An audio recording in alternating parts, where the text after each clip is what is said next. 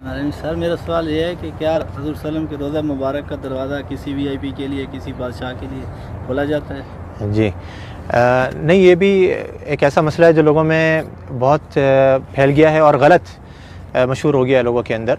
लोग ये समझते हैं कि फ़लाँ बादशाह वग़ैरह आते हैं और वो नबी सल्लल्लाहु अलैहि वसल्लम की क़ब्र की ज़ियारत के लिए जाते हैं।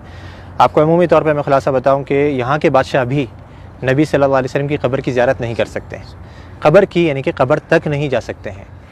सही, हम भी जो जाते हैं, आपने देखा होगा हम कहाँ तक जा सकते हैं? जो जाली लगी हुई है, जाली ये किसने लगाई है? जाली ये सऊदी हुकूमत ने लगाई है, यानी कि पुराने ज़माने में जाली नहीं लगी होती थी। इसके पीछे, जाली के पीछे क्या है? बहुत से लोग ये समझते हैं, वो झाँक करके देख रहा होता है कि हमें क़ब्र नज़र आ जाए किसी तरीके से।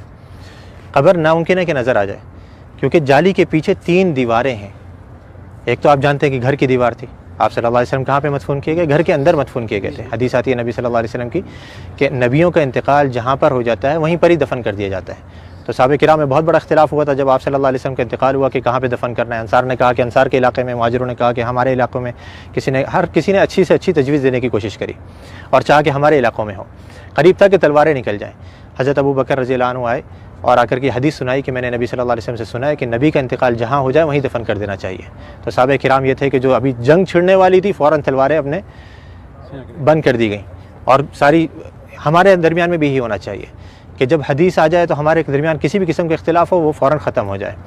तो आप सल्लल्लाहु अलैहि वसल्लम को दफन किया गया कहाँ पर? देखा गया कि आपका इंतकाल हुआ है हज़रत आयशा के घर के अंदर।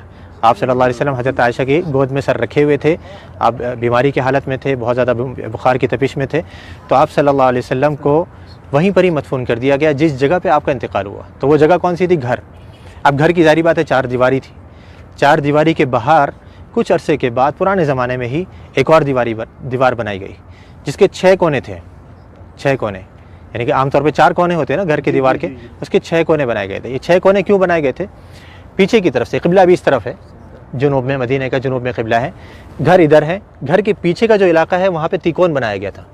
जो दीवारें हैं वो तिकोन करके बनाई गई थी। क्यों तिकोन बनाई गई थी? ताकि कोई शख्स जब नमाज पढ़े तो उसकी सीध नबी सल्लल्लाहु अलैहि वसल्लम की क़ब्र की तरफ नहीं हो, इधर कोई नमाज ना पढ़ सके, ताकि आप सल्लल्लाहु अलैहि वसल्लम की क़ब्र सामने नहीं आए नमाज के दरमियान में। क्योंकि नबी सल्लल्लाहु अलैहि वसल्लम की हदीस यहाँ पे लिखी हुई, आपने बोर्ड पे पढ़ी होगी कि आप सल्लल्लाहु अलैहि वसल्लम ने कब्रिस्तान में या क़ब्र की तरफ रुक करके नमाज़ पढ़ने से मना किया है। तो वहाँ पे ये दूसरी दीवार बनाई गई। अब 2 दीवारें बनी हुई हैं, तीसरी दीवार इन दोनों दीवारों के दरमियान में बनाई गई, इसके बाहर नहीं। 2 दीवारें बनी हुई हैं, इनके दरमियान में ये तीसरी दीवार बनाई गई। तो इस दीवार के ऊपर ये गुंबद खड़ा हुआ है। इस दीवार या इसके साथ में कुछ छोटे मोटे सुतून से हैं, उनके ऊपर ये गुंबद खड़ा हुआ है। यानी जिससे मैंने अभी थोड़ी देर पहले जिक्र करा था कि जो अंदर घर की दीवार है वो तो कच्ची है, उसके ऊपर गुंबद नहीं बनाया जा सकता है। तो घर के बाहर की दीवार पर ये गुंबद खड़ा किया गया। तो अब ये 3 दीवारें हैं। ये 3 दीवारों के अंदर जो पहली दीवार थी, सबसे घर की जो दीवार थी, इसके अंदर पहले ज़माने में एक खिड़की थी, एक दरवाज़ा था और ऊपर एक रोशनदान था। रोशनदान, वहाँ से हवा है। खिड़की और दरवाज़ा जो पुराने ज़माने में बंद कर दिया गया था, रह गया था रोशनदान। वो भी कुछ अरसे के बाद इस डर से कहीं कोई परिंदा अंदर गिर करके मर ना जाए और उसकी बिसान बदबू वगैरह अंदर फैले, वो भी बंद कर दिया गया बिल्कुल। तो अब कोई अंदर जाने की जगह बाकी रही? ना दरवाज़ा है, ना रोशनदान है, ना खिड़की है। तो बादशाह भी नहीं जा सकते। हाँ, अगर कोई जिन को अल्लाह ने सलाहियत दी हो कि वो दीवार पार करके अंदर चले जाए तो मुमकिन है, लेकिन इंसान नहीं जा सकते। तो अब वो जो लोगों को गलत फहमी होती है वो यूँ होती है, लोग ये समझते हैं कि देखो हमारे सामने दरवाज़ा खोला गया और वो बादशाह साहब या फ़लाँ वज़ीर आज़म जो अंदर जा रहे हैं, वो जाली का दरवाज़ा खोला गया, वो दीवारों का दरवाज़ा नहीं। वो दीवारों का दरवाज़ा तो पैक है बिल्कुल, उसको यहाँ के बादशाह भी अंदर नहीं जा सकते। तो वो जाली जो अभी सऊदी हुकूमत ने लगाई है वो इसलिए लगाई है कि पहले ज़माने में लोगों ने घर की दीवार से बरकत लेनी शुरू कर दी थी, उसको चूमा चाटी या उसे मसा करना, उसको छूना।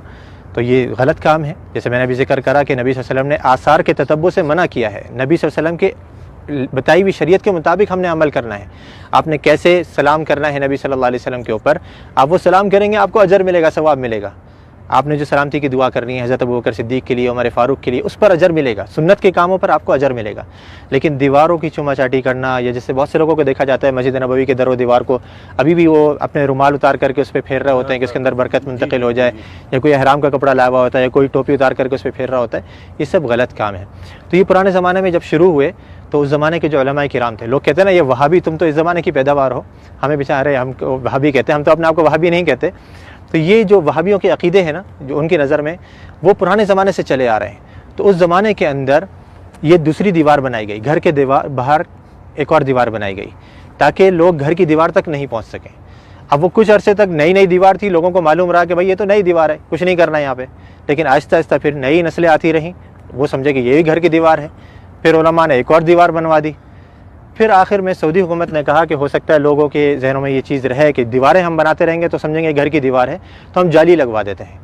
उन्होंने जाली लगवाई, लेकिन लोगों ने फिर भी नहीं छोड़ा, वो जाली को भी चुमा चाटी के लिए फिर आखिरकार मजबूरन सऊदी हुकूमत को वहाँ पे पुलिस वालों को खड़ा करना पड़ा या हया वालों को खड़ा करना पड़ा, ताकि वो लोगों को समझाएं और आराम से बताएं कि भाई ये चीज़ गलत है।